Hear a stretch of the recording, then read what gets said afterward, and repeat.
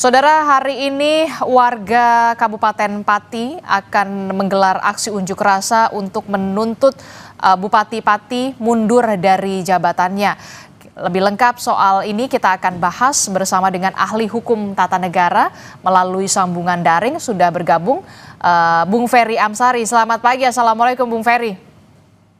Waalaikumsalam Mbak Adisti. Ya, Bung Ferry, tadi baru saja laporan dari jurnalis Kompas TV yang menyatakan bahwa memang sebentar lagi warga Kabupaten Pati ini akan bergerak menuju pendopo Kabupaten Pati untuk menuntut Bupati Pati ini mundur dari jabatannya. Sebenarnya dengan adanya tuntutan warga, ini sebenarnya Bupati Pati ini bisa dilengsarkan atau tidak? Ya, pertama sebagai pemilik kedaulatan ya, tentu rakyat punya ruangnya tersendiri untuk menyampaikan kuasanya ya. Di titik ini dalam format ketatanegaraan kita ada dua pola untuk aspirasi publik ini bisa menemukan tempatnya. Pertama tentu saja melalui impeachment di DPRD ya terhadap kepala daerah atau bupati dalam konteks kasus ini, atau juga melalui sanksi yang diberikan oleh Menteri Dalam Negeri karena bukan tidak mungkin bupati dianggap melanggar ketentuan peraturan perundang-undangan tertentu, terutama kalau bicara soal tertib masyarakat ya. Tentu ini hal yang sangat penting untuk pula direspon oleh pemerintah pusat sebagai pimpinannya ya, dalam hal ini Menteri Dalam Negeri. Jadi bukan tidak mungkin ya aspirasi publik bisa disalurkan melalui DPRD ataupun melalui Mendagri. Setidak-tidaknya DPRD kalau mau menampung aspirasi publik, mereka mengetahui bahwa kalau kemudian kepala daerah terlalu sewenang-wenang ya, membuat kegiatan atau program atau kebijakan tanpa melibatkan publik, itu hanya akan menimbulkan keresahan dan fungsi berjalannya pemerintah jadi tidak terlaksana. Oleh karena itu ya masuk akal saja pilihan publik untuk kemudian mempertanyakan kebijakan atau tindakan pimpinannya. Oke, jadi saluran dari aspirasi masyarakat ini bisa disalurkan melalui DPRD terkait dengan pemakzulan. Nah, bagaimana kemudian kalau DPRD Kabupaten Patinya ini sepertinya belum bergeming? Lalu akan kemana kemudian aspirasi masyarakat warga Pati ini bisa disalurkan? Tapi jangan dijawab dulu, Bung Ferry Amsari. Nanti kita akan temukan jawabannya usai jeda. Kami akan kembali di Sapa Indonesia Pagi. Siapa yang akan melakukan penolakan Jaya Gundul, silahkan lakukan. Jangan hanya 5.000 orang, 50.000 orang suruh ngerahkan. Saya tidak akan gentar. Saya tidak akan merubah keputusan, tetap maju, dan saya instruksikan semua aparatur pemerintah Kabupaten Pati tidak boleh ada bergening apapun dengan Yaya Gundul. Inilah pernyataan Bupati Pati, Sudewo, yang menyulut kemarahan warga. Sudewo bersikeras menaikkan pajak dengan dalih pembangunan. Protes warga yang keberatan atas kenaikan pajak hingga 250% pun bermunculan. Tahu juga, bapak saya juga kerasa itu kok. Hampir 1 juta bayarnya tahun ini. Tahun ini sebelumnya Nggak ada segitu. Kalau naik ya nggak sampai segitu lah Pak. Tanggapan saya memberatkan rakyat Mas. Ya. Itu tidak sesuai dengan janji-janji Sudewo waktu kampanye. Tidak akan menaikkan pajak.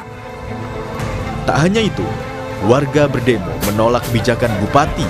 Bahkan kericuhan sempat terjadi saat posko penggalangan donasi menolak kenaikan pajak bumi dan bangunan perdesaan dan perkotaan sebesar 250% dibubarkan Satpol PP. Penolakan yang terjadi di mana-mana ternyata membuat Bupati Sudewo mengubah kebijakan. Sudewo akhirnya memutuskan membatalkan kebijakan kenaikan pajak. Memutuskan kebijakan kenaikan PBB P2 saya batalkan untuk menciptakan situasi aman dan kondusif dan dalam rangka memperlancar perekonomian dan pembangunan Kabupaten Pati. Maka uang sisanya itu akan dikembalikan oleh pemerintah yang akan diatur teknisnya oleh BPKAD dan oleh kepala desa. Tapi warga terlanjur marah. Meski Bupati sudah mengiming-imingi pembatalan kenaikan tarif pajak, warga tetap akan menggelar demo. Tak lagi menyoal pajak, tapi meminta Bupati mundur. Tuntutannya Bapak Bupati Pati Sudewo mengundurkan diri secara kesatria atau dilengsarkan secara paksa oleh masyarakat Kabupaten Pati. Lalu, akankah tuntutan warga yang meminta Bupati Sudewo mundur akan berbuah hasil? Tim Liputan, Kompas TV.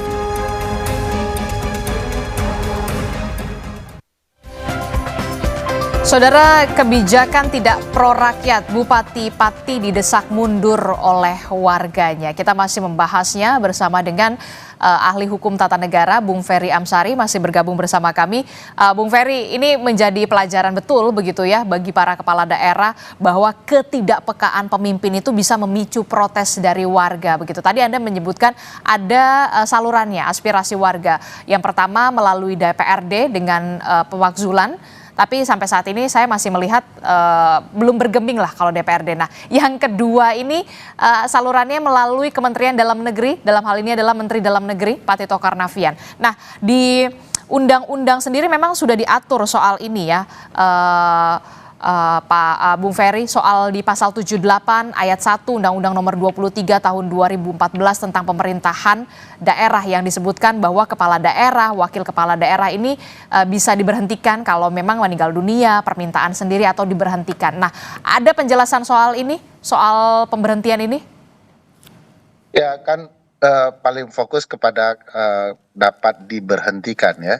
Dapat diberhentikan itu karena ya berbagai faktor. Salah satunya melanggar sumpah dan jabatan. Kalau kita lihat sumpah dan jabatan kepala daerah itu kan akan menjalankan tugas-tugasnya sebaik-baiknya. Nah, apakah kemudian dengan tidak menampung aspirasi publik ya, semena-mena dalam menaikkan pajak tanpa mempertimbangkan kondisi dan keadaan sosial masyarakatnya adalah sesuatu yang melanggar sumpah atau janji. Kalau menurut saya ya. Kedua,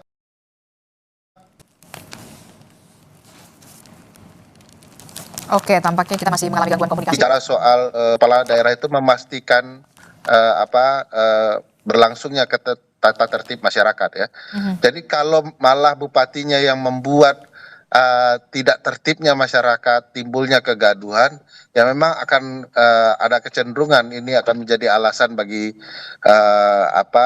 Menteri Dalam Negeri maupun DPRD untuk kemudian melakukan upaya pemberhentian kepala daerah.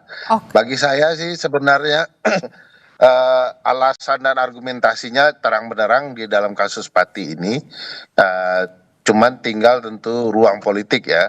Bagaimanapun DPRD dan Menteri Dalam Negeri adalah ruang yang sangat politis. Biasanya dua lembaga ini akan memberhentikan kalau memang tuntutan publik konsisten dan terus menerus begitu ya.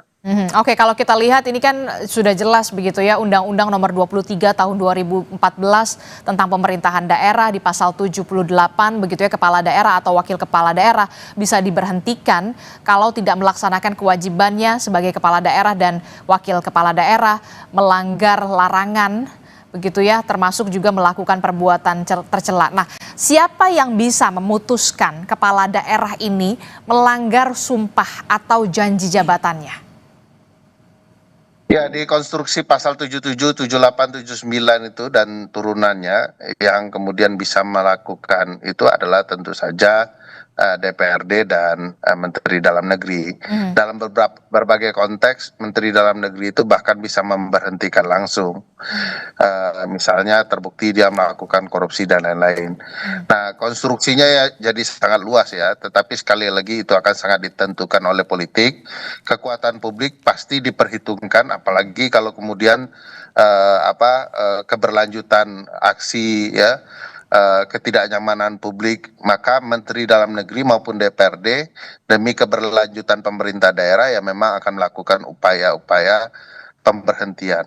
Hanya kalau di DPRD itu akan cukup panjang ya, karena forum impeachment itu kan harus paripurna dulu dan memastikan apa alasan-alasan sang bupati untuk diberhentikan. Salah satu alasannya adalah kemudian warga Pati sudah terlanjur kecewa dengan kebijakan sang bupati, yakni Bupati Sudewo, yang kala itu memang menaikkan kebijakan pajak ini, naiknya sampai 250%. Kemudian ketika ada gejolak begitu ya, dinamika di lapangan, warga memprotes besar-besaran, akhirnya dibatalkan begitu ya. Inilah yang kemudian memicu akhirnya protes dari warga. Kalau kita lihat soal kebijakan yang dilakukan oleh kepala daerah, ini kan sebenarnya ada di aturan, di peraturan pemerintah nomor 45 tahun 2017 tentang partisipasi masyarakat. Dalam penyelenggaraan pemerintah daerah, keterlibatan masyarakat atau pemangku kepentingan adalah langkah krusial dalam membuat kebijakan. Salah satunya adalah soal PBB P2. Itu artinya pemerintah daerah itu harus melibatkan masyarakat untuk sebelum menerbitkan suatu kebijakan. Anda melihat ini di mana? Bagaimana alasan ini? Apakah cukup krusial untuk bisa memberhentikan kepala daerah dengan alasan tersebut? Iya, kalau kita perhatikan ya di ketentuan pasal 10 Undang-Undang 30 tahun 2014 tentang administrasi pemerintahan ya. Setiap penyelenggara administrasi pemerintahan termasuk bupati, mereka tidak boleh kemudian melampaui wewenang, mencampur adukan wewenang dan bertindak sewenang-wenang. Apa itu bertindak sewenang-wenang? Kalau kemudian mereka dianggap bertentangan dengan apa yang ditentukan undang-undang dan putusan peradilan. Apa yang ditentukan undang-undang dalam pembuatan kebijakan adalah melibatkan partisipasi publik. Bahkan kalau mau bicara putusan partisipasi itu harus bermakna. Nah, kalau kemudian membuat kebijakan sepihak tanpa tahu bagaimana nasib orang di bawah, tentu itu sudah melanggar sumpah janjinya sebagai kepala daerah, melanggar tata tertib kehidupan masyarakat, membuat publik tidak nyaman sebagai orang yang mau dipimpinnya. Nah, di konteks itu memang akan muncul argumentasi yang solid untuk menyatakan bahwa bupati melanggar undang-undang. Oke, jadi unsur-unsur itu sebenarnya sudah terpenuhi ya, Bung Ferry? Iya, bahkan kalau diperhatikan yang sederhana ya, azas-azas umum pemerintahan yang baik, profesional, ketertiban, kepastian hukum, dan lain-lain, itu semua sudah terlanggar kalau dilihat azas-azas umum pemerintahan yang baik. Nah, kalau kemudian bupati menyadari itu, kan tidak semudah itu ya, sudah buat kegaduhan lalu kemudian batalkan kebijakan, sudah buat lalu batalkan. Jadi harusnya sebagai kepala daerah dicari dulu respon publik, dipahami dulu publik, patut tidak patut kebijakan baru dikeluarkan. Jangan sebaliknya, dibuat kebijakan dulu orang marah baru dicabut. Nah, itu yang tidak benar. Di titik itu saja sebenarnya kepala daerah sudah tidak profesional. Oke, kalau tadi Anda menyebutkan kalau soal salurannya melalui DPRD, begitu ya, impeachment, pemakzulan ini butuh waktu yang lama. Lalu bagaimana dengan kewenangan Kementerian Dalam Negeri? Mekanismenya akan melalui proses yang semacam apa? Secara sederhana kalau bisa dijelaskan kepada kami semua. Ya, untuk bupati dan wali kota ya, Menteri Dalam Negeri itu bisa memberhentikan melalui pertimbangan gubernur ya, atau bisa memberhentikan langsung dalam hal-hal tertentu.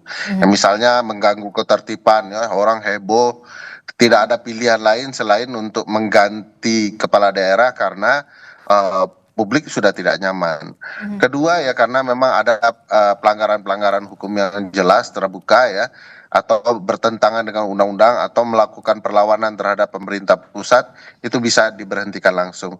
Nah, tentu sangat bergantung kepada Menteri Dalam Negeri menilai tindakan bupati ini telah melanggar ketertiban atau tidak.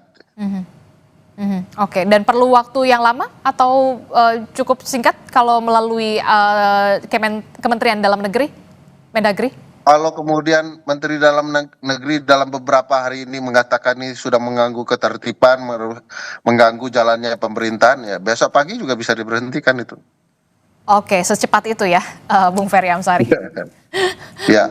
Oke, terakhir Bung Ferry, apa yang bisa diambil atau bisa menjadi bahan pelajaran bagi kita semua, khususnya bagi para kepala daerah, pemimpin begitu ya, jangan sampai kemudian kasus semacam ini, di kasus di Pati ini terulang lagi begitu ya, ketidakpekaan para pemimpin kepala daerah itu bisa memicu protes warga. Ya, saya pikir jadi kepala daerah itu siapapun jadi pemimpin adalah mendengarkan aspirasi publik. Pemimpin bahkan dalam hal ini bupati bukanlah raja yang sesuka hatinya. Dia adalah orang yang memimpin karena kehendak publik. Jangan setelah memimpin dia melupakan kehendak publik. Di sana akan menimbulkan ketidaknyamanan orang. Bagi saya pemimpin yang baik adalah pemimpin yang merangkul, bukan pemimpin yang memukul. Oke, ini menjadi pelajaran bagi para pemimpin dan juga kepala daerah. Jangan sampai kemudian kejadian di Pati ini bergeser juga ke daerah-daerah lainnya. Ini juga menjadi bahan evaluasi bagi kepala daerah untuk bisa lebih peka melihat apa yang terjadi di masyarakatnya, di warganya, termasuk juga mendengarkan aspirasi dari warganya. Terima kasih ahli hukum tata negara Bung Ferry Amsari telah bergabung bersama kami. Terima kasih. Selamat pagi, assalamualaikum, sehat selalu Bung Ferry. Waalaikumsalam.